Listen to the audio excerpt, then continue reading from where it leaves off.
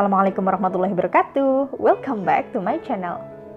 Alhamdulillah sekarang kita sudah memasuki tahun 2021 dan karena tahun baru saatnya membuat rencana yang baru, target baru dan dengan semangat yang menggebu-gebu. Ya nggak sih?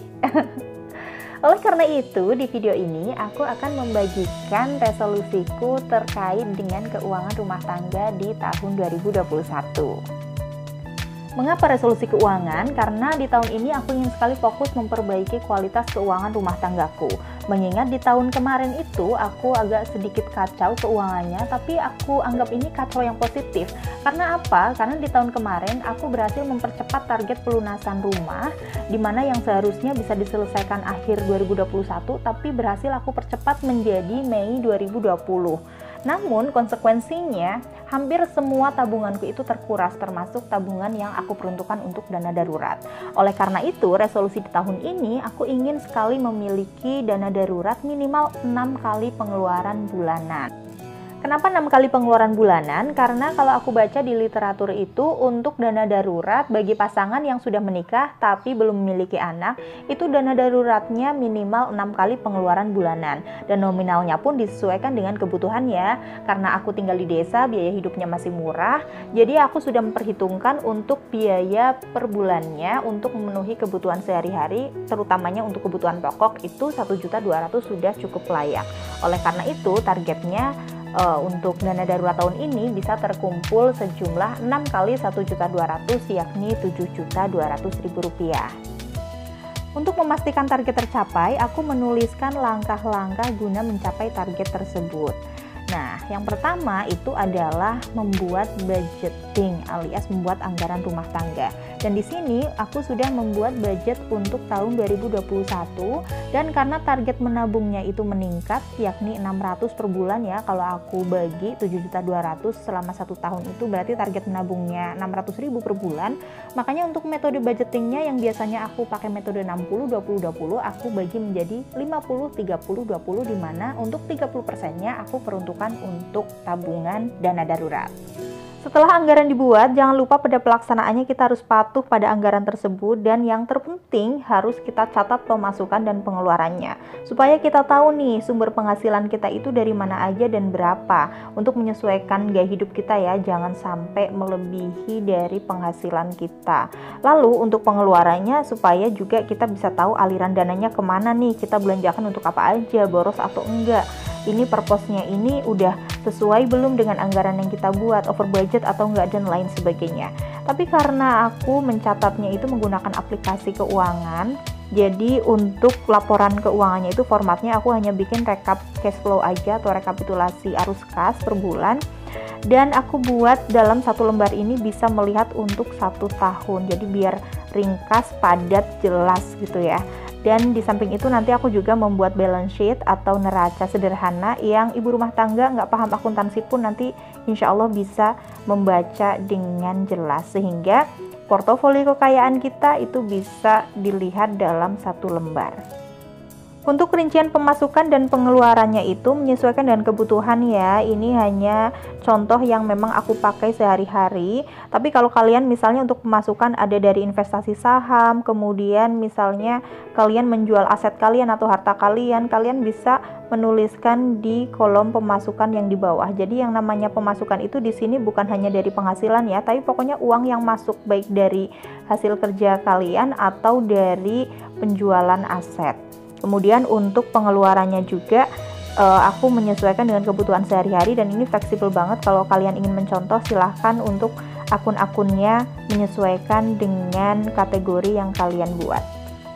Laporan selanjutnya di samping tadi rekap arus kas, yang ini adalah neraca atau istilahnya balance sheet, yaitu lembar untuk memantau pergerakan harta kita. Jadi di neraca ini menjelaskan harta kita itu terdiri dari apa aja dan nilainya berapa. Dan di sini aku membuat dengan versi yang sangat sederhana, seperti yang aku bilang tadi, ibu rumah tangga yang nggak paham akuntansi pun pasti bisa membaca ini.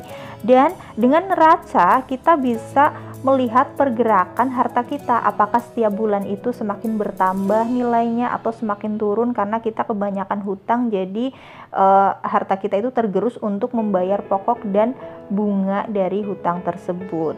Untuk akun-akun dalam neraca itu menyesuaikan dengan kebutuhannya. Kalau aku di sini untuk kelompok harta itu terdiri dari kas atau uang tunai yang kita pegang, kemudian ada tabungan di bank, dan ini juga bisa kita rinci lagi kita nabungnya di bank mana aja, nominalnya berapa, lalu ada deposito. Dan aku pisahkan karena kalau tabungan bank yang aku maksud di sini adalah tabungan yang bisa diambil sewaktu-waktu.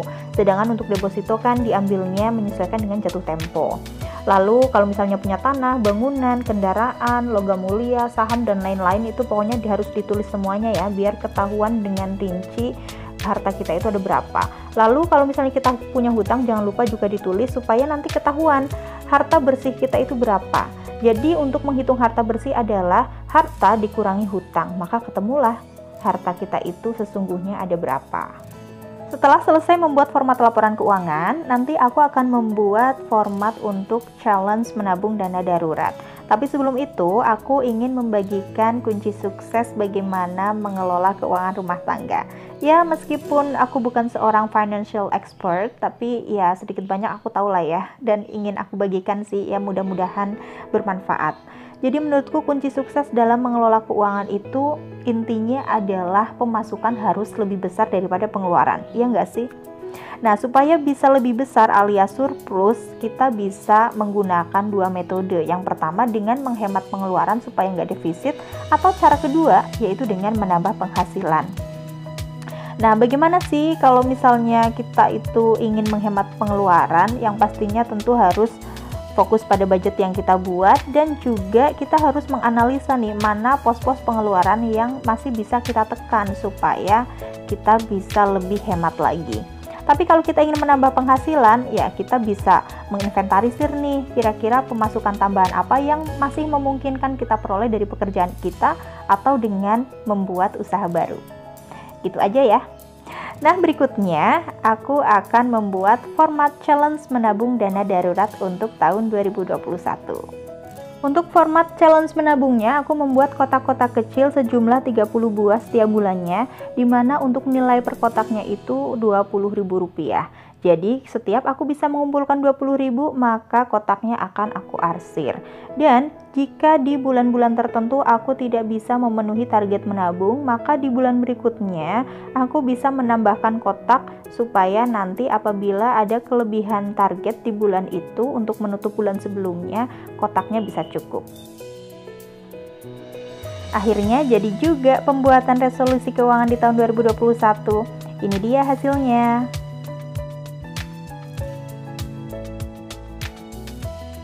Sekian dulu video kali ini. Jangan lupa untuk like, comment, dan yang belum subscribe, jangan lupa subscribe. See you on my next video. Wassalamualaikum warahmatullahi wabarakatuh.